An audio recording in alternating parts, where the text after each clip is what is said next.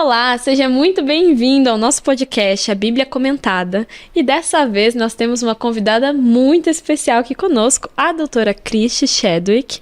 Seja muito bem-vinda, professora. Mas antes de apresentá-la, eu quero me apresentar para vocês também, talvez vocês não me conheçam. Eu sou a Mari, sou host do perfil A Bíblia Comentada.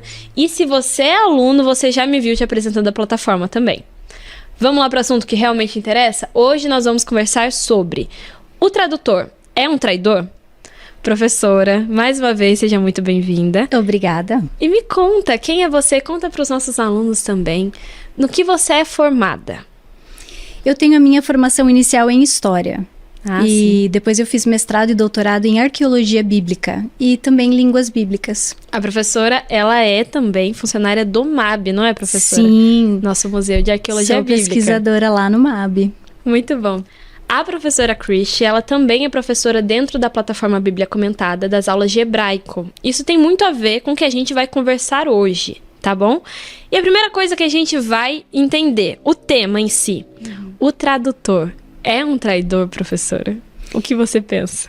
Eu acho que é um pouquinho, sim. Esse ditado vem do italiano e ele tem a ver com a percepção de do que o tradutor faz com o texto. E o que o tradutor faz não é de propósito. É complicado traduzir. Sim. Mas o resultado não é idêntico ao original, não tem o mesmo peso do original. Não vai ter a fluidez, o mesmo significado, a mesma gama de significados para uma palavra em particular. É inevitável, né? É inevitável. De certa forma, quando a gente pega a tradução e o original, existem algumas coisas que o tradutor ele pode fazer e outras coisas que, caso ele faça, vai prejudicar o texto. Você consegue dar um exemplo pra gente do que é comum, aceitável nessa prática? Sim. Então, o que é comum depende muito do que você está traduzindo. E existem propósitos de tradução. Então, você tem uma tradução que pode ter como propósito ser o mais fiel possível ao texto original. E aí você tem que escolher dentro dessa fidelidade se você vai com um significado literal ou figurativo das expressões. Já ficou difícil já. Então, pensa assim, como é que eu vou traduzir uma expressão? Expressão popular, assim. Uma expressão popular. Então, por exemplo, a gente gosta de usar essa com os americanos, então vai pentear macaco. Ela é meio velha, Impossível. eu sei. Mas assim, você vai traduzir direto, go brush a monkey? Ou você vai achar uma expressão em português ou em inglês que tem o mesmo sentido daquela. Essa é a escolha que o tradutor tem que fazer. Só que quando ele faz a tradução, se ele faz literal, a pessoa que fala inglês não pega. Não. E se ele faz a aproximação, ele perde aquela figura que é tão engraçada e que está por trás da expressão. A gente vê isso, inclusive, em filmes e livros. Sim. Porque quando o tradutor ele escolhe fazer a tradução literal, não tem como. Não faz sentido pra gente. Impossível. E muitas vezes as pessoas preferem assistir o dublado, ou então, o legendado, para que elas consigam ter, assim, uma noção do que tá acontecendo. O legal do legendado é que você tem os dois. Você escuta. Ter os dois, você tem o inglês e você tem a tradução, e você consegue ter um equilíbrio. Mas quando você fala de uma tradução escrita, não dá. É verdade.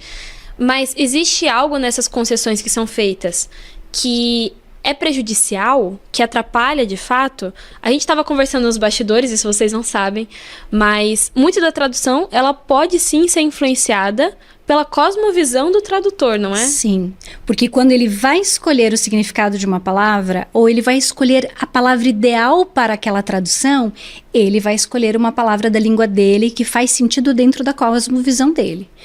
Por exemplo, a palavra alma. Você não tem o conceito de palavra alma em hebraico. Então, ele não existe. Aí, como é que você traduz? Então, você pega uma palavra que é a palavra nefesh, e aí você vai traduzir essa palavra. Alma é o que faz sentido para nós. Mas nefesh é o eu. Talvez o ego, talvez o eu mesmo. Ser. O ser, entendeu? Entendi. Às vezes você tem uma expressão, por exemplo, Elias pediu a si mesmo para morrer. Ele falou com ele mesmo. Ele falou com a nefesh dele, mas é ele mesmo. Então, como a gente não tem uma palavra para definir, a gente poderia dizer, ele falou com a própria alma, ou com a própria consciência, talvez. Aí você vai alma, você vai consciência, você pode ir mente, você pode ir personalidade. Você é um conjunto de coisas que vão além do seu corpo. Esse conjunto de coisas além do seu corpo é a sua nefesh. É difícil? E aí, você vai fazer o quê? Traduzir como o conjunto de coisas que é você? Alguém precisa colocar um asterisco lá em cima na palavra e colocar na nota. Um conjunto de coisas que você Isso é uma representa. técnica muito legal. Se você tem a prática de pesquisar palavras e anotar na Bíblia as palavras que você pesquisa, você consegue ter o que é o filme legendado. Ah, sim. Entendeu? Você Não vai ter a existe uma sua opção. própria legenda para palavras, para expressões e coisas que são interessantes. Entendi, prof. Tem uma questão também. Nesse momento da tradução, quando você vai traduzir, você pode, então, direcionar o texto para aquilo que você acha que combina mais, de acordo com a sua cosmovisão. Mas qual que é o limite ético disso? Isso é importante a gente falar, principalmente com a Bíblia. Então, tem muitos livros que as pessoas escolhem o tradutor baseado na linha que ele usa. Eu quero um tradutor que saiba transformar a minha linguagem naquela linguagem para sair as gírias, para saírem as expressões e tal. Com a Bíblia, você tem que tratar como um todo, você tem que ter um respeito muito maior. E é por isso que tem tantas versões bíblicas, né? É tentando seguir regras e colocando a prioridade. Os dois extremos são bem literal para manter o original ou parafraseado, não chega a ser bem parafraseado, mas uma tradução mais livre para manter o sentido. Como a Bíblia a gente valoriza o original, estuda o original, entende o valor dela na sua língua original, a tradução mais livre é a tradução mais problemática, é onde o tradutor vai tomar mais liberdades. E não é isso que a gente quer nesse caso. Não, mas desde o começo, o código ético que ele vai seguir também tem a ver com deixar em aberto a cosmovisão que ele tem. Então, por exemplo, traduções para o português. A gente conhece muito bem a Almeida, mas a Almeida, revista e atualizado, a tradução João Ferreira de Almeida, ela não é uma tradução católica. Os católicos não usam essa versão. A versão em português dos católicos é outra. E ela é traduzida a partir da cosmovisão católica, como, por exemplo, a Bíblia de Jerusalém. Ah, sim. Então, você tem essas diferenças, mas elas devem ser explícitas. Entendi. A gente ainda vai falar. Então, se você quer saber a resposta dessa pergunta que eu vou fazer, você tem que ficar até o final. Mas qual, então, seria a melhor tradução da Bíblia? A gente não vai falar agora, hein, prof? E você que está assistindo, já deixa nos comentários qual é a tradução da Bíblia que você utiliza. Você vai entender melhor a importância de todas essas traduções. Não existe necessariamente a errada ou a certa, mas as diferenças entre elas. Então, continua aqui com a gente que a gente vai chegar lá nesse ponto. Não é mesmo, prof? Vamos. Ok. Agora que a gente já está falando sobre a Bíblia é diferente de outros livros. Não é um livro comum. Não é igual assistir um filme que foi traduzido. Ela exige um cuidado maior. Sim. E já que a gente está falando desse livro que é sagrado, que é importante para a gente entender a mensagem original, quais eram as línguas originais que estão dentro da Bíblia, né? Que foram escritas? São 3 línguas. O Antigo Testamento, ele é escrito em hebraico e algumas partes do Antigo Testamento em aramaico. Então, por exemplo, o livro de Daniel, ele é metade em aramaico e metade em hebraico. E o Metade? Sim. Ok. Voltamos aí, Tá bom, vamos aí. voltar, ok. E o Novo Testamento é escrito em grego. Tudo E bem. um grego particular, chama grego koiné, que era o grego falado. Um grego falado, tipo assim, aquela língua comum nas ruas. Não era o formal. Não era um grego Muito clássico. legal. Era grego koiné. Mas me fala isso sobre Daniel. Por que metade do livro foi escrito em hebraico e outra metade em aramaico? A língua oficial da Babilônia, onde Daniel estava, era o aramaico. Mas a língua que ele traz da sua terra natal é o hebraico. E é muito interessante que a troca acontece em lugares assim, tipo assim, ela acontece depois de 3 versos, eu já não lembro, 2 versos no capítulo 1. Então ele começa em hebraico, aí de repente ele começa a falar em aramaico. Ou escrever em aramaico. E A impressão que a gente tem, o texto é muito intencional, sabe? Então ele é escrito de uma maneira muito particular. Então isso tem um significado. Sim. E a ideia é, ele está saindo da terra dele e entrando nessa terra estrangeira. Então ele faz exatamente isso. Ele abre o texto com a língua natal, mas ele tem que passar do mesmo jeito que naquele capítulo, mudam o nome dele, mudam os costumes dele, e pedem para ele se adaptar à Babilônia. Isso é uma coisa que a gente não sabe na tradução. Não, isso é uma coisa que a gente não para pensar. Não sabe porque você não consegue enxergar o ponto. E perde essa dica. Realmente tá na tradução de você perceber a transição no texto, sabe? Como se o texto fosse vivo. Eu acho isso muito rico, na verdade. É muito porque legal. Ainda que não vai mudar a doutrina, não vai mudar o conteúdo. Mas quando você percebe isso acontecendo, tanto na história quanto no texto, eu acho que o impacto é muito maior. E você sente, entendeu? Eu gosto quando as pessoas têm aquela habilidade de mergulhar no texto, assim. Parece que você fica imerso naquela realidade. Não só no tempo, mas nas próprias palavras. Que trocou de língua ali no meio, sabe? Sim. Você tá participando da jornada junto com o Daniel. Junto com ele. E aí muda de novo depois. E vai mudar exatamente no capítulo 7. Então, assim, os primeiros 6 capítulos de Daniel são capítulos narrativos. Você tem visões dentro de histórias. Quando você chega no capítulo 7, você tem a primeira visão, que ele vai descrever. E ela começa em aramaico, mas ela volta para o hebraico. E essa volta faz o contrário que fez no começo. Então, no começo, ele entrou naquele mundo babilônico, ele viveu 6 capítulos naquele mundo babilônico. Sim. Agora ele vai sair. Ele é transportado para outro contexto. E o legal agora é a história da humanidade. E a história da humanidade está ligada à volta para a terra de Israel. Porque o Messias vai nascer na terra de Israel. Então há uma volta para o hebraico. Isso é incrível. É lindo. É muito importante que a gente saiba dessas coisas, mas nem sempre a gente vai conseguir, porque a gente não tem acesso ao texto original. E aí, eu queria falar sobre isso, inclusive. Mas antes, uma pergunta que me surgiu agora, e que pode ter surgido na sua cabeça também. Quais são as diferenças entre o hebraico e o aramaico? O que permite a gente perceber que mudou ali? A escrita é a mesma, as letras são as mesmas. Igual no português e no inglês. Isso, ou seria mais similar o português e o espanhol nesse caso, sim. Porque aí as letras permanecem as mesmas, mas você percebe em algumas características uma diferença.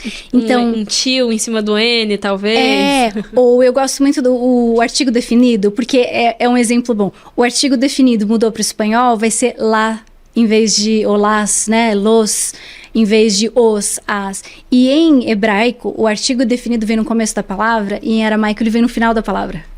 Ah, sim, entendi. Então, assim, você tá lendo e de repente você percebe essa troca, porque às vezes a raiz da palavra é a mesma. Então, elas são línguas muito parecidas. Entendi. Então, para Daniel, será que a adaptação foi muito difícil ou será que ele já tinha essa habilidade em ambos os idiomas? Existem as duas possibilidades. O aramaico, nessa época, já é a língua franca. Sim. Como Daniel era da nobreza, ele talvez tenha tido um treino, então ele conhecesse essa língua. Entendi. A gente já sabe, então, que o Velho Testamento ele foi escrito em hebraico e aramaico. Mais um do que o outro ou não? Quase tudo em hebraico. Quase e tudo em só, hebraico. tipo, Daniel... Sim. Em aramaico, e tem algumas palavras soltas em aramaico em Gênesis. Ah, sim. Então, se eu, por exemplo, quiser estudar algum livro do Antigo Testamento, eu preciso aprender aramaico, ou se eu aprender o hebraico, eu vou conseguir aproveitar muita coisa? Se você aprender o hebraico, você vai conseguir navegar praticamente tudo. Legal. Você vai só pensar no aramaico se realmente você quer se aprofundar em Daniel. E onde que entra o grego na Bíblia? O grego é só no Novo Testamento, e é uma questão de língua franca de novo. Então você tem, na época do Novo Testamento, um aramaico falado na rua, primeiro. Ah, sim. O hebraico como língua acadêmica, então os estudiosos e os versos em hebraico. E o grego como língua franca. Então, como os evangelistas queriam chegar ao público grego e como a igreja cresceu muito em direção aos gentios, o grego foi a língua utilizada. Seria semelhante hoje a gente querer escrever um artigo científico em inglês para alcançar mais pessoas? Exatamente. Entendi. E você tem outras línguas. Por exemplo, em português você alcança 100 pessoas. Em espanhol, você vai alcançar 300. Em inglês, você vai alcançar 1 milhão. Assim, exagerando um pouco os números, mas... É um exemplo. Você escolhe a língua. Você, peraí, eu não consigo fazer em inglês, mas no espanhol eu alcanço um pouco mais. Tem essas questões. Muito interessante. A gente tinha conversado também de uma coisa que eu acho que é importante a gente falar para as pessoas. Isso é algo que é útil para o nosso aprendizado. Mas, apesar do grego e do hebraico, eles estarem coexistindo de certa forma, já que o hebraico ele era utilizado pelos acadêmicos, qual era a língua que Jesus falava no dia a dia? A gente acredita que a língua que Jesus falava no dia a dia era aramaico. O aramaico. E o sinal disso é que na cruz ele fala uma frase em aramaico. Aquela frase que ele fala, lama, lama. É em aramaico. É em aramaico. Olha que coisa. Então, por mais que estejam registradas as palavras dele ali em grego para alcançar mais pessoas, naquele momento que o evangelista ele vai transcrever exatamente, ele usa a língua original. Lembrei de outro exemplo. Ele vai falar, quando ele ressuscita a filha de Jairo, ele fala uma frase em aramaico, Talita, cumi. Aí ele usa o aramaico. E aí eles vão falar que traduzido significa... Então eles escrevem a frase dele. Aí depois eles falam da aparentemente, tradução. então, tudo ali do restante foi traduzido também, né? É que como essas frases elas tinham uma importância grande pro autor, ele preferiu deixar o original registrado. E ele sabe que o público dele pode conhecer, mas ele registra. Ele fala assim, ele falou isso, que significa... Vai que não conhece, né? É bom a gente ter isso. O filme com a legenda. Mas hoje, quando a gente pega a Bíblia em português, a gente também tem isso, porque essas frases também foram mantidas, né? Então... Que interessante. Só, o que eles criaram como uma tradição naquela época é continuado e a gente faz hoje. Pelos tradutores até hoje. Pelos tradutores. De certa forma, eu posso estar errada, prof. Aí você me corrige se for o caso. Mas, a partir do momento que a língua que era falada era o aramaico, e o escritor, o autor, está escrevendo em grego, ele já está fazendo ali um trabalho de tradução, não? Está.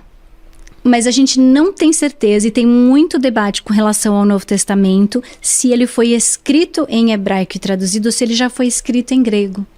Isso e faz diferença. Se ele já foi escrito em grego, a pessoa já está pensando em grego. O próprio autor está escolhendo as suas palavras. E a gente só tem dúvida, assim, em alguns dos evangelhos, tipo Mateus. Então tem um debate sobre o evangelho de Mateus, se ele foi escrito em hebraico ou aramaico e depois traduzido para o grego, ou se o autor estava pensando muito em hebraico. É quando você fala aquela segunda língua que você não sabe tão bem quanto a primeira, e você acaba misturando as duas. A gente faz tanto isso no espanhol, que a gente chama até de portunhol. Sim. Então você nem percebe, mas a gente faz com o inglês também, por causa da facilidade de uma palavra ou outra. Então quem mora fora, você percebe, vai jogar uma palavra que nem existe em português e a pessoa nem percebeu. Eu lembro que uma muito comum, você estaciona o carro em português, é uma palavra grande. Em inglês você park. Então ela é pequena, então as pessoas começam a falar assim, vamos parquear o carro. Entendeu? Então você pega aquela adapta e você acostuma com aquela expressão de tal jeito que você nem percebe. Tá falando aqui, as pessoas estão olhando pra você assim de... Prof, você é casada com um americano. Conta pra gente esse contexto, para as pessoas entenderem sobre essa questão da familiaridade com o inglês também. É verdade. Como eu estudei na Andrews, a minha história é muito longa. Quem sabe em outra oportunidade. Eu vou resumir bem rápido, assim, mas assim, eu nasci nos Estados Unidos, fiquei lá até os 6 anos, aí vim pro Brasil com os meus pais. E eu cresci aqui, dos 6 até acabar a faculdade, daí eu voltei. E quando eu voltei, eu conheci meu marido, então na minha casa a gente fala praticamente só inglês. A sua língua materna é o inglês ou é o português? É os dois. Que legal. Então você tem, inclusive, autoridade para falar sobre essa questão de você usar uma língua, usar outra, misturar. E o contato com ele, né, esse choque cultural, assim, ainda mais agora que ele tá aprendendo português aqui, aí você percebe exatamente quais são as questões. Nossa, muito interessante isso. E é legal imaginar que esse tipo de coisa que aconteceu com a gente, que acontece com a gente hoje, acontecia no passado de certa forma, porque a gente tem a tendência de distanciar uma coisa da outra. E aí a gente volta pro tema que a gente tem hoje, que é o tradutor. É um traidor de fato? Por quê? Eu imagino que existem muitos desafios na tradução, de forma geral, E talvez na tradução da Bíblia, esses desafios sejam ainda maiores, pelo peso mesmo, da responsabilidade de traduzir algo que é considerado sagrado. Quais são alguns desses desafios relacionados à Bíblia, especificamente? Outra frase que eu gosto muito é uma frase que diz: toda tradução é uma interpretação. Então não existe uma tradução neutra. Esse é o primeiro desafio. E aí você vai trazer para a tua tradução a tua interpretação, que depende da tua cosmovisão, como a gente já falou. Um dos problemas, um dos que mais me chama atenção é que tem muitas palavras em hebraico que tem mais de um sentido. Claro, toda língua tem isso. Então, você pega uma palavra comum, ela vai significar muitas coisas, assim. Para nós, manga, fruta ou manga de blusa? Em português isso acontece muito. Então você precisa do contexto para entender o significado de uma palavra. Só que no hebraico, além da palavra ter mais de um significado, às vezes a palavra tem 2 significados muito prominentes e o autor hebraico quer que você leia as 2. Então, os 2 poderiam se encaixar naquele contexto. E não é porque você tem que escolher um, é porque é os 2. Entendi. Tem uma brincadeira que meu marido faz, que você fala assim, uma pergunta pra ele assim: você gosta mais de lasanha ou bolo de chocolate? E ele fala, sim. É essa a ideia. Essa palavra significa isso ou aquilo? Sim, significa. Sim, então assim, você consegue manter os 2. E quando você mantém os 2, o texto fica carregado de ironia, de profundidade, de sentidos duplos. Só que o sentido duplo, ele não é uma coisa para te confundir. Ele é um sentido duplo que é o segundo sentido, é o sentido espiritual. Sim. Então você tem uma palavra que tem um significado literal, mas aquela palavra pode ser usada no sentido espiritual, como a palavra caminho. Sim. Então a palavra caminho, é uma estradinha, é um caminho. Junto com a palavra caminhar, que é da mesma raiz. Só que espiritualmente a nossa jornada com Deus é apresentada na Bíblia como um caminho. Andar nos caminhos de Deus. Que não é necessariamente uma estrada, não é literal. Aí é muito mais. E a gente pensa também no caminhar. Então em Gênesis 5, Enoque andou com Deus. É literal? Não é literal? Entendeu? E você mantém os 2. Você imagina ele toda vez com muito Deus do lado dele. E ao mesmo tempo tem o significado espiritual. E aí eu fico pensando também que quem tá aprendendo inglês recebe muito esse conselho. Ah, você não sabe qual dos 2 significados? Vai pelo contexto. Nesse caso, isso não se aplica. Porque o contexto aceita todos os significados. E o contexto usa, eu acho isso lindo na língua hebraica. Muito bom. De usar essas 2 palavras e brincar, parece um jogo que você tá lendo. E você poder manter os 2 significados é incrível. Então é por isso que o tradutor é um traidor. Porque ele vai privar a gente de ter essa experiência. Ele se diverte muito mais do que os outros lendo. Ele tá lendo ali, mas ele agora eu tenho que escolher uma palavra isso que só. Significa.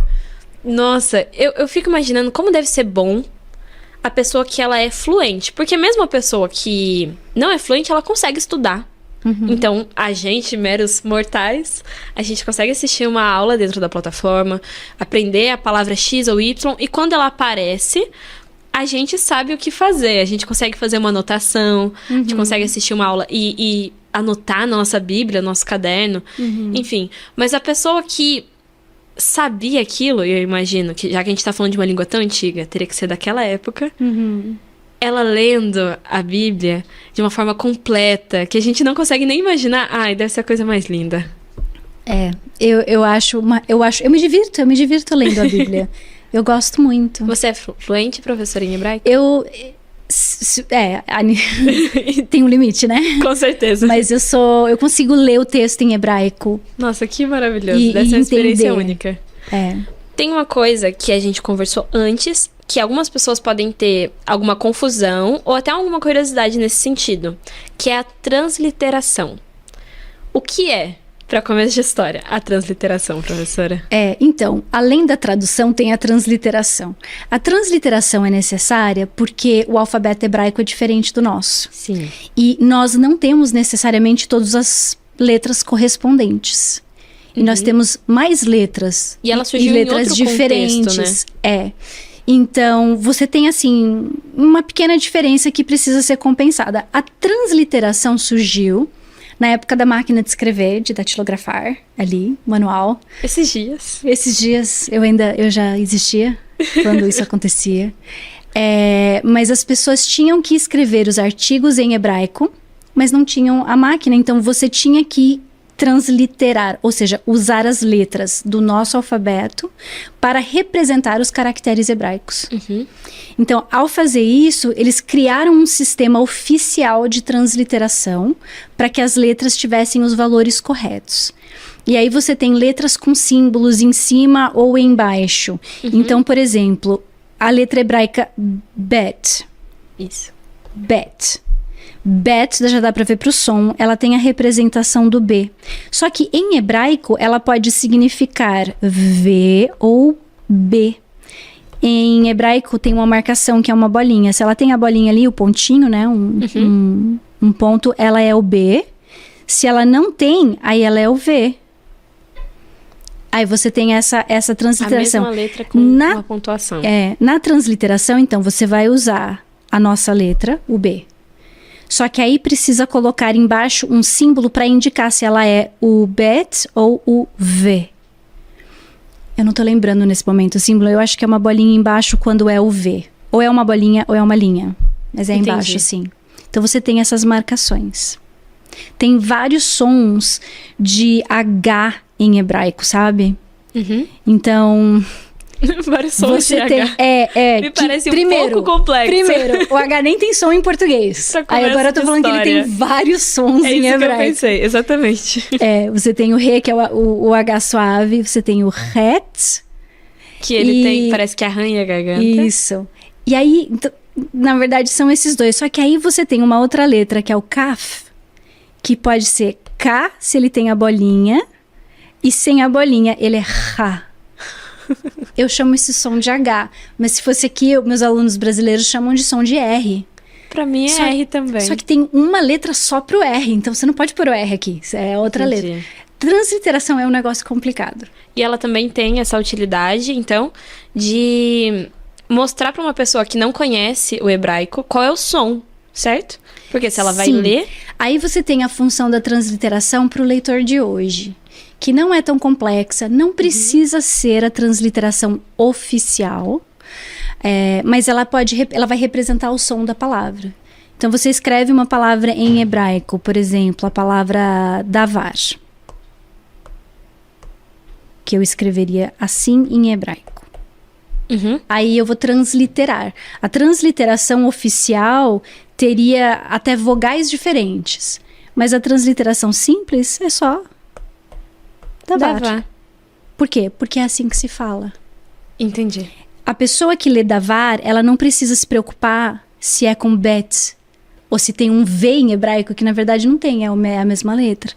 Ela pode só ler e saber pronunciar. Então hoje a transliteração é para ajudar as pessoas a pronunciarem corretamente. Se eu tô na minha casa e aí eu tenho uma Bíblia transliterada, eu vou conseguir então identificar quais são as palavras, mesmo que eu não saiba ler hebraico. É mais ou menos Você vai conseguir pronunciar as palavras. Ah, sim. Mas se você quisesse usar um dicionário para procurar, você não tem um dicionário transliterado. Você vai ter que aprender o alfabeto. Ai, que legal. Entendi.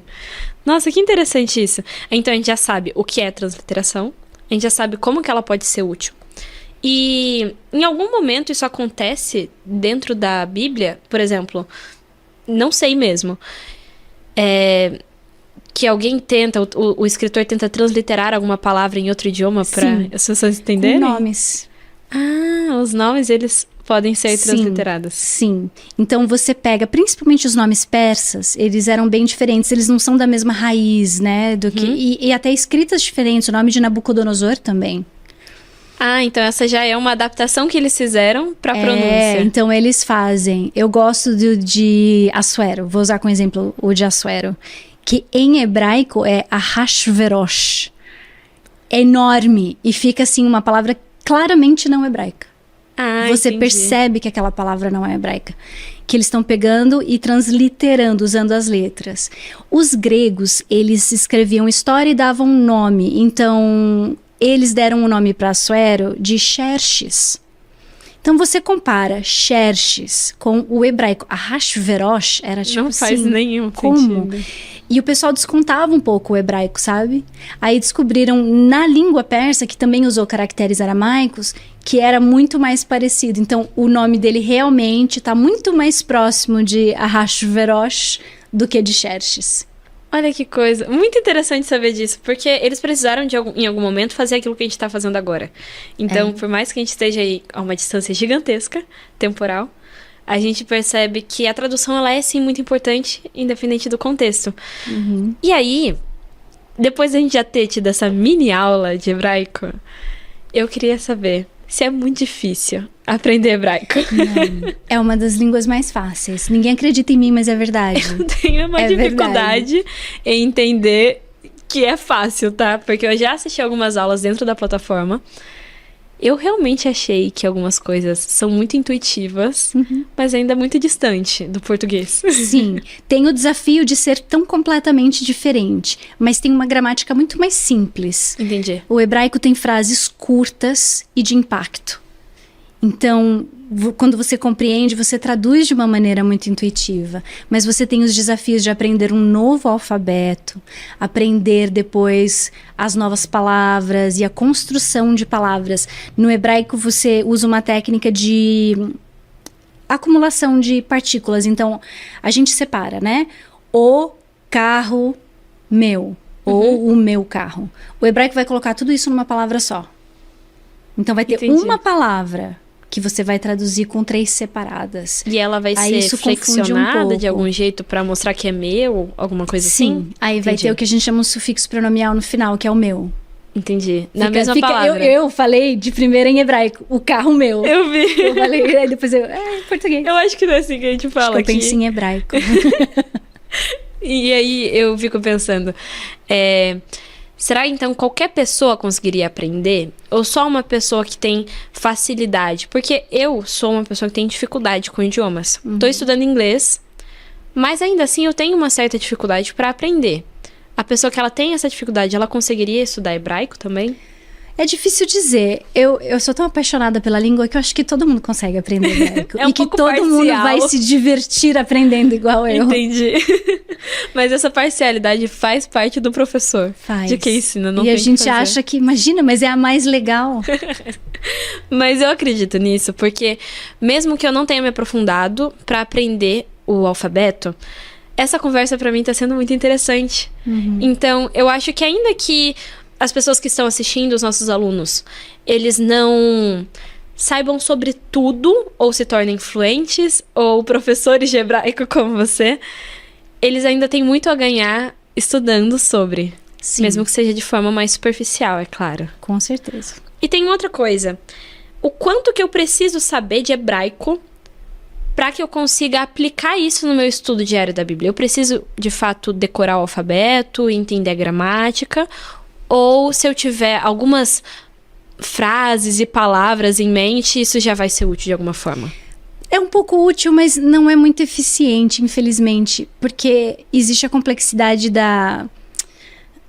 de todo o pensamento também por trás de uma língua. O pensamento hebraico que está por trás da língua hebraica. Sim. Eu vou dar um exemplo que eu dou para os meus alunos na sala de aula. A mesma palavra para frente é a palavra para passado.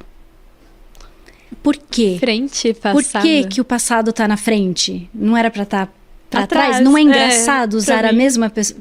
Vá em frente, vá para o passado, mais ou menos assim.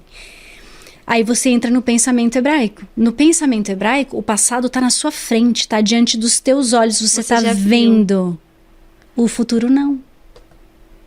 Então, você tem que retratar. Você quer compreender a língua? Não é só entender que o passado está na frente. Você tem que... Entendi.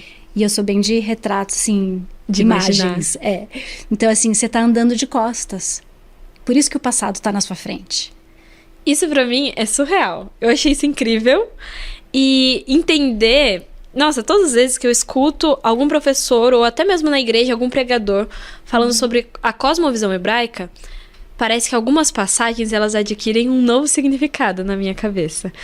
Eu nunca imaginei que o passado ele poderia estar pra frente. Mas agora, pensando... Faz todo sentido. Eu não tô olhando pro futuro no sentido de saber o que eu tô vendo. Se a gente olha, a gente enxerga, teoricamente.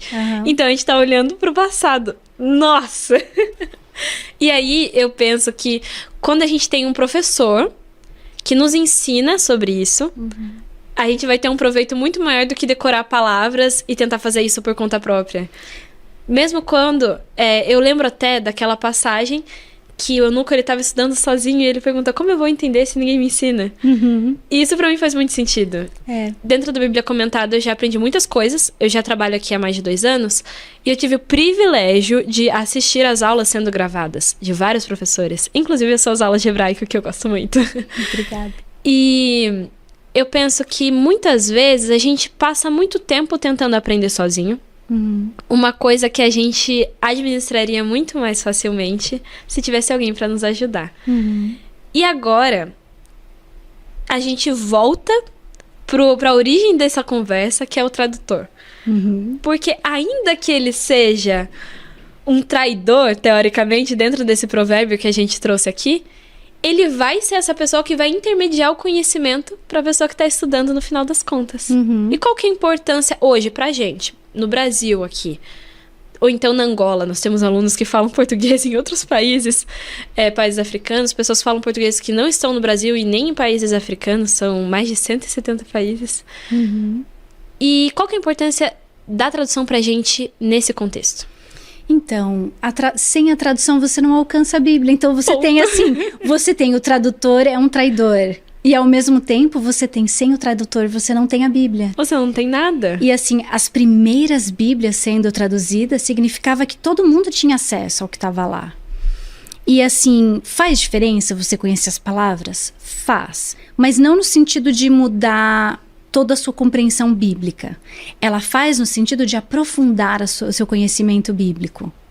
Então, quando você fica na superfície, digamos, você vai ler uma tradução, isso é ficar na superfície, só ler a tradução, você está ali naquela camada.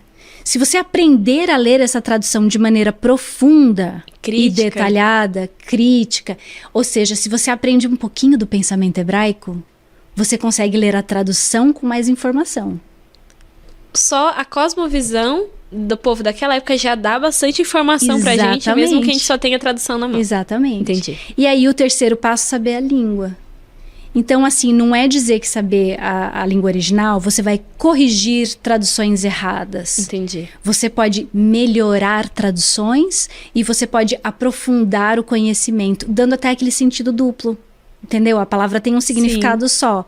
Mas se eu sei mais, eu já consigo ver o significado duplo ali. Então, é algo indispensável. A gente não tem como contestar isso. A questão da tradução, do tradutor como profissional, inclusive. E tem um problema nessa questão. Porque existem ainda muitos idiomas, muitas línguas, que não tem uma versão traduzida da Bíblia. É verdade. E aí acaba que a pessoa que vai como missionário, muitas vezes... E eu tenho uma amiga que ela foi como missionária para um país que estava dentro desses que não tem a tradução da Bíblia na mão. Ela precisa aprender o idioma para que ela leia a Bíblia e ela leve... Ela tem que traduzir. Ela vai ser o tradutor? Aí você inverteu a frase, o tradutor é um traidor. Porque aí esse tradutor é o nosso elo, ele é nosso amigo. Ele é quem nos conecta com a palavra de Deus de uma maneira real. O importante, a lição que se tira disso, é que o tradutor não é aquela pessoa que traduziu a Bíblia lá no passado e acabou. Precisamos de tradutores hoje para fazer esse elo. A gente... não precisa que todo mundo hoje saiba hebraico fluentemente. Sim. A gente precisa que algumas pessoas continuem estudando hebraico e sabendo hebraico para fazer esse elo entre nós e as nossas traduções e o original. Senão um dia isso vai ser perdido? Senão um dia isso vai ser... Aí fica o texto congelado de verdade. Porque sempre. A gente só vai ter o original, que a gente não sabe o que significa, e as traduções que a gente que ninguém tenta mexe lidar. Mais. É o que a gente tem e pronto. E agora a gente finalmente chega na pergunta que a gente prometeu que responderia. Você que esperou, valeu a pena. Qual é, professora, a tradução mais indicada para o estudo da Bíblia, na sua opinião? Então, tem várias, né? Tudo depende. Mas eu acho isso também legal. Às vezes as pessoas... Hebraico... Pensamento... Gente, isso aqui é exemplo clássico do pensamento hebraico. A resposta nunca é isso. Depende. A resposta é sempre várias possibilidades. Porque depende. Ok. Qual é o seu objetivo naquele momento? Não é nem o seu objetivo de vida. Se você está lendo um devocional, você quer ler a Bíblia porque você quer ouvir a voz de Deus no seu coração, a nova linguagem de hoje, a versão na linguagem de hoje, é maravilhosa. Ela tá numa língua... Ela tem a utilidade dela. Tão familiar que Deus fica próximo. É lindo. Tudo bem, vai tocar teu coração de uma maneira diferente. O outro extremo disso seria uma leitura de estudo para você se aprofundar no texto e tirar a teologia, a doutrina, o significado mais profundo. Aí você vai querer uma versão mais literal. Essa versão mais literal, ela é hoje em dia a gente, né, Ferreira, fiel e corrigida. Então, João Almeida Ferreira, fiel e corrigida. Fiel e corrigida são as palavras. Por quê? Essa versão, as palavras que não estão no original hebraico estão em itálico. Então, ela te dá uma ferramenta para conseguir separar um pouquinho a tradução da versão original. Como assim as palavras que não estão no original? Assustou, né? É. Tipo, agora dá satisfação. Como assim? É assim. O hebraico, vou dar um exemplo. O hebraico, ele tem frases nominais onde o verbo está implícito. A gente não tem isso em português. Seria mais ou menos assim. Eu sou a Cristi. Entendi. Hebraico vai dizer eu, Cristi. E o sou tá implícito. Tá implícito. Mas é pra tudo. Entendi. Eu brasileira, eu professora, eu doutora. Tudo que eu supriria com o verbo ser, o verbo não tá lá. Então eu tenho que pôr o verbo. E ele fica em itálico, marcando. Aí Isso ele aqui eu fica acrescentei, em itálico. tá? Pra que fizesse sentido. Aí isso acontece também, por exemplo... Não sei se eu vou conseguir lembrar de um exemplo bom, mas tem palavras que a gente não tem na forma verbal. Eu vou dar um exemplo, só em português. Sentir saudade. Saudade não pode ser verbo. Mas vamos supor que saudade seja verbo em hebraico. Eu vou ter que escrever sentir saudade. Qual palavra não está no texto? Sentir. Entendi. Então são essas as palavras que não estão no texto. E aí você vai tê-las em itálico e vai poder pelo menos entender.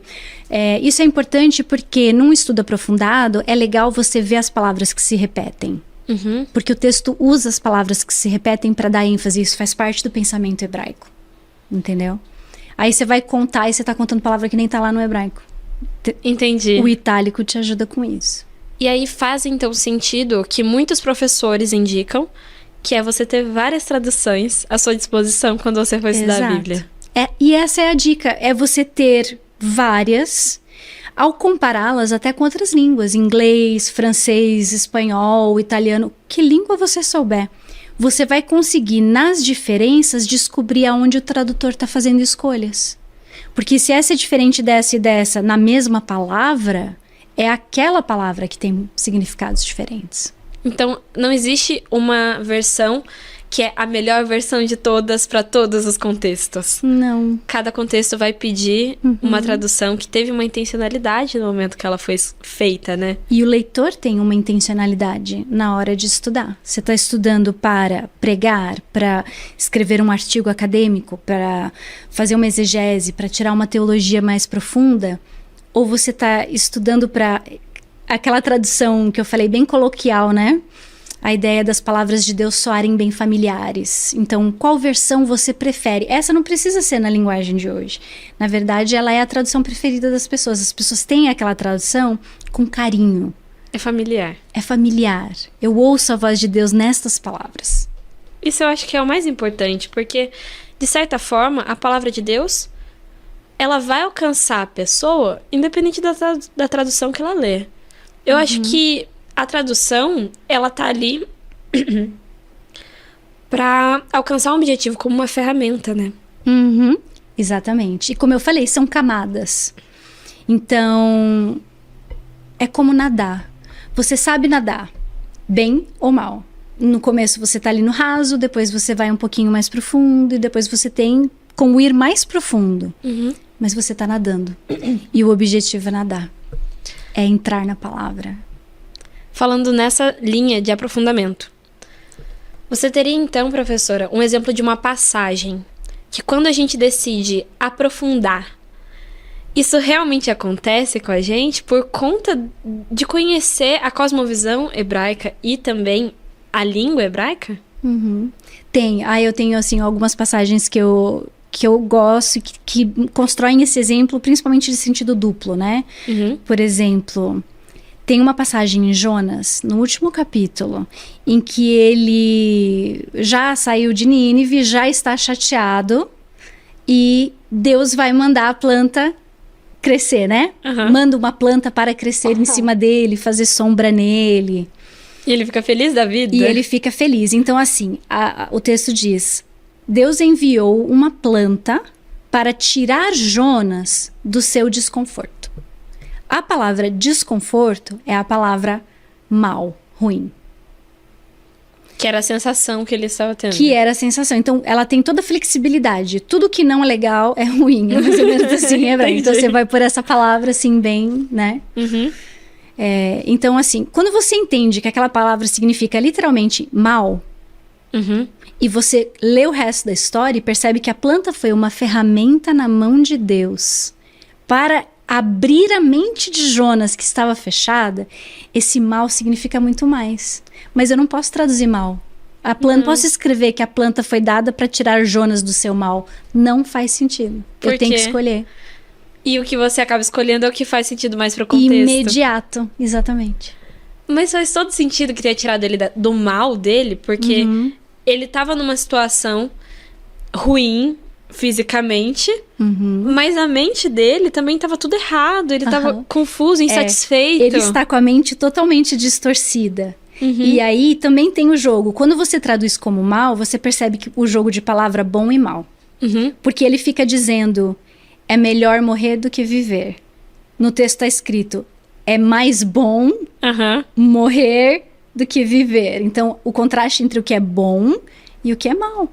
E aí, quando ele fala tirou do seu mal, ele foi pro que é bom. Isso. E a visão distorcida dele fica clara. Porque os ninevitas perceberam que é muito melhor viver do que morrer. E fizeram a escolha boa. E Deus pergunta para Jonas, a tradução diz: é razoável essa tua ira? E de novo, é o bom. É boa a tua ira? Só que não faz sentido isso em português. É bom ou é mal? Entendeu? Então fica aparecendo as duas palavras. A sua ira é boa. Como assim em português, é boa, né? essa tua ira? Não daria. Não daria, não faria. É razoável, ou seja, está... Mas quando você fica vendo constantemente o bom e o ruim, o bom e o mal, o bem e o mal, o bem e o mal... Enriquece muito. Que lindo. Ou seja, eu não acrescentei, assim, eu não mudei o sentido do texto. Mas eu acrescentei a ponto dele criar um formato, sei lá, mais 3D, mais colorido. Muito legal. E tem uma palavra que a gente já usou aqui no começo, quando você foi escrever a palavra para explicar a transliteração, que foi davar. O que significa davar? Outra palavra que é um ótimo exemplo. A palavra davar tem 2 significados que são, assim, principais, como se eles fossem realmente a mesma coisa, que é palavra ou coisa, objeto.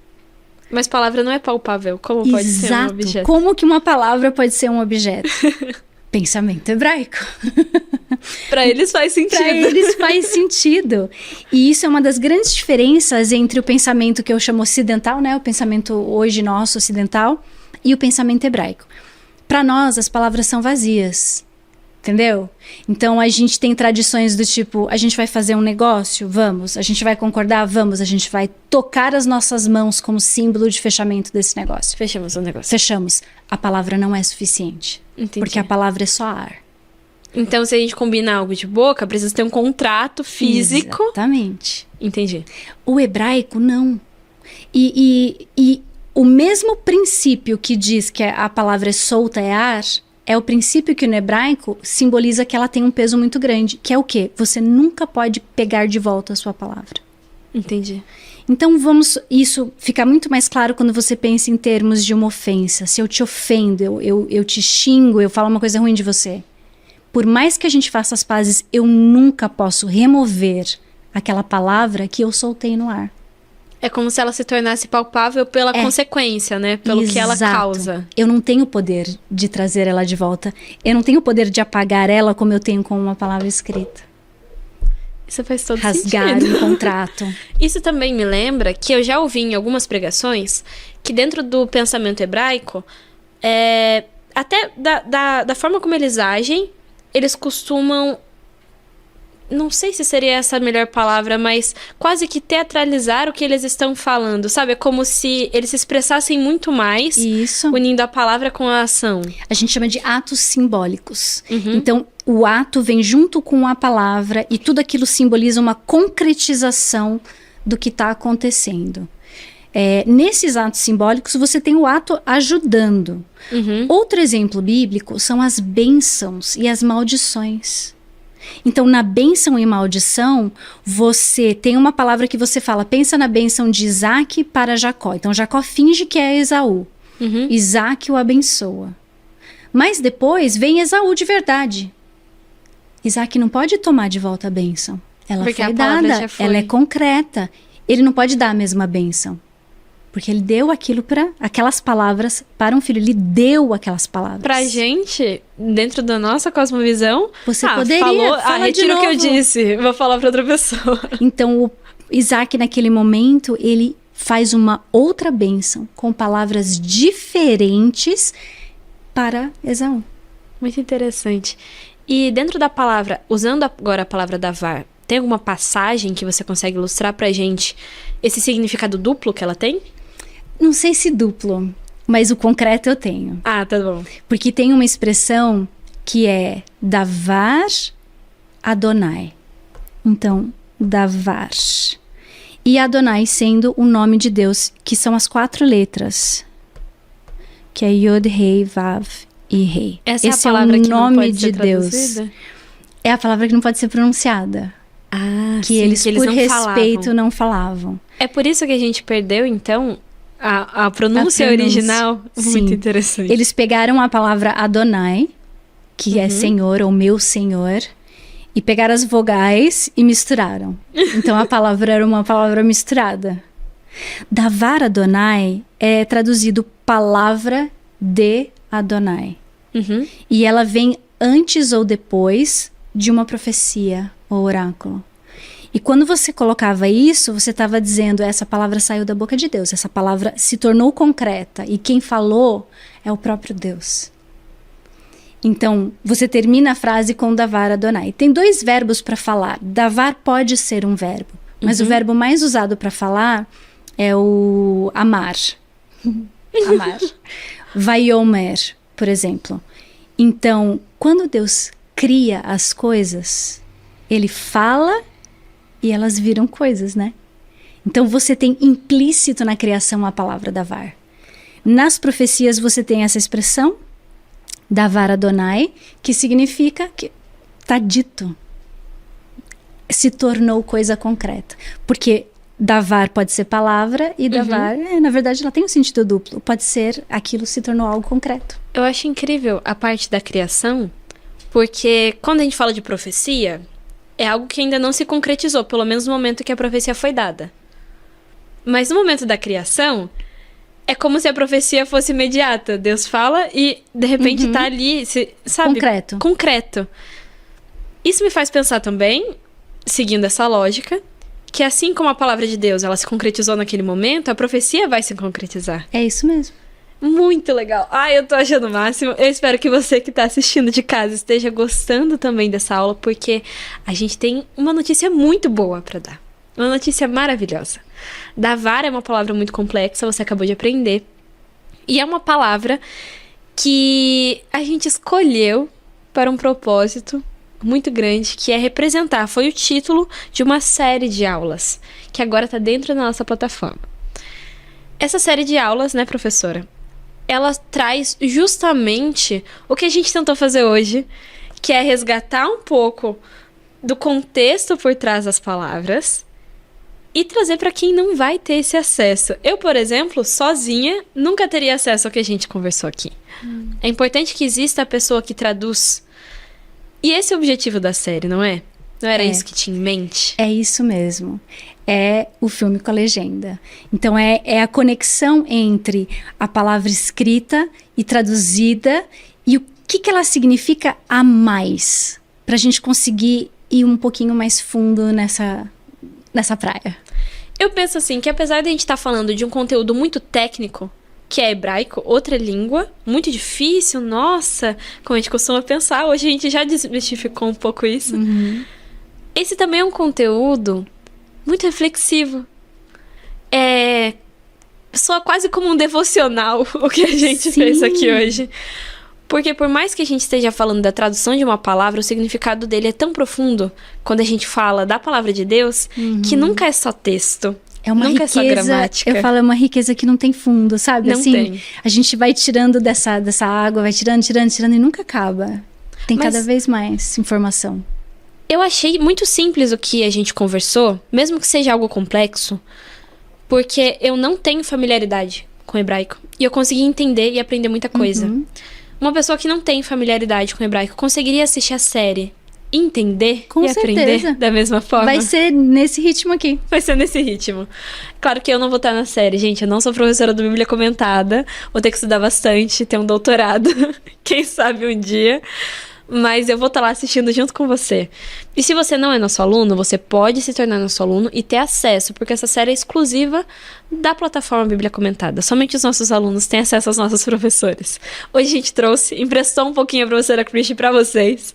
Espero que a gente empreste todo esse conhecimento mais vezes, para que mais pessoas tenham contato com isso.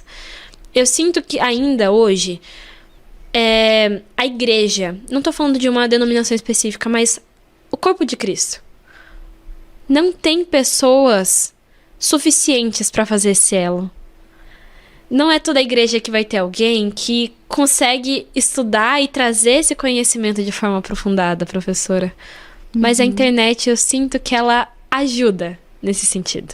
Ajuda sim. E aqui a gente tem uma plataforma que vai ter os dois. Você tem o hebraico bíblico, se você quiser aprender, e você vai ter o simplificado, a conexão com o pensamento hebraico, para você poder navegar ali. Às vezes, até o conhecimento do pensamento hebraico ajuda você a querer aprender hebraico mais. E fica mais fácil, né? Eu acho que é mais atraente. Assim, falando do ponto de vista de uma pessoa leiga, né? Porque parece que gramática é muito distante. Mas você conhecer a cosmovisão de um povo parece algo que você consegue fazer na conversa. E quando o professor te conta, por mais que não seja uma conversa por conta da barreira física, geográfica, você ainda tem esse momento de você absorver aquele conhecimento, fazer suas próprias anotações. E é claro que a gente não tá sozinho, a gente conta com o Espírito Santo para nos iluminar. É isso mesmo. E graças a Deus por isso. Eu fico muito feliz que a gente tenha conversado sobre isso hoje. Eu tava muito animada pra hoje. Quando eu estabeleci quais eram as perguntas que eu queria fazer, eram perguntas que surgiram do meu coração. Porque eu não sabia mesmo. E eu imagino que você que tá assistindo de casa, talvez tenha se identificado com algumas das dúvidas que eu tive no momento que eu preparei tudo isso. Mas se você ainda tem alguma dúvida, pode deixar nos comentários. Você pode se inscrever na nossa plataforma também, caso você queira ter acesso a esse ambiente de aprendizado, porque existem pessoas que podem responder as suas dúvidas lá dentro também. E é muito simples ser aluno. Eu falo isso porque eu tô há muito tempo dentro desse contexto, desde que a gente criou com o objetivo de construir um museu de arqueologia bíblica. E são tantas pessoas, com tantos níveis de conhecimento e acesso diferentes, que me parece muito simples aprender, sabe? Então, ao mesmo tempo que você tem um pastor que não é da mesma denominação que o Rodrigo Silva, ou que você, professora, e ele quer aprender a parte teológica aprofundada do hebraico, e ele tem essa oportunidade, a minha avó, ela consegue abrir e estudar com facilidade. Tá vendo? Sendo que ela não conseguiu, infelizmente, por ser de outra época, de outro contexto, do interior, nem estudar acima da 3ª série. E eu acho que a palavra de Deus ela é muito democrática nesse sentido. Porque a gente não tá sozinho. Né? É isso mesmo. Então é isso, eu agradeço muito que você tenha aceitado o nosso convite, professora. Obrigada. Tanto para estar aqui, quanto para dar as aulas, que vão ser de muita utilidade para todo mundo. E agora falando com você que está assistindo, eu sou muito grata a Deus porque você se interessa por esse assunto. É um assunto técnico, apesar de mexer com o nosso coração, como a gente já falou aqui. E não são todas as pessoas que se interessam. A gente sabe que em um mundo com bilhões de pessoas, é uma minoria muito pequena que está disposta a aprender nesse nível de profundidade e levar para outras pessoas, porque o conhecimento ele não termina em nós. Ele vai adiante, ele cresce, ele continua. Se você quer continuar dentro desse conhecimento e quer a nossa ajuda, a ajuda de todos os professores que estão dentro da plataforma, incluindo o Dr. Rodrigo Silva, o link está na descrição. Então você pode fazer a sua inscrição agora mesmo. Fique à vontade e você será muito bem-vindo, muito bem recebido pela nossa equipe. Muito obrigada mais uma vez, professora. E agora você pode se despedir dos nossos alunos. Então fique à vontade para falar diretamente com eles agora. Muito obrigada por terem acompanhado até aqui. Essa série foi preparada com muito carinho e eu espero que vocês curtam. Eu me divirto fazendo, falando e dando aula disso. Eu espero que vocês se divirtam aprendendo. O nosso podcast ele termina aqui. Espero que vocês tenham aprendido muito, assim como eu aprendi. E a gente se encontra numa próxima oportunidade.